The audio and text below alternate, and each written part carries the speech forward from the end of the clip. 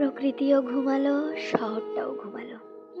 সারাদিন কিচিরমিচির করা পাখিগুলোও ঘুমিয়ে গেল। তুমিও ঘুমালে, আশেপাশে সবাই ঘুমালো। আমি কেবল একটা আস্ত রাত নির্ঘুম হয়ে গেলাম। তুমি বিহীন আমার ঘুম নেই, মনে শান্তি নেই।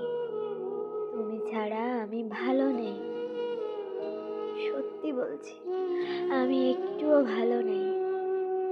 কি করে পারলে আমার সাথে এমনটা করতে? আমি তো তোমায় খুব ভালোবেসেছিলাম। আমার দোষ থাকলে সেটা তুমি আমাকে বলতে পারতে,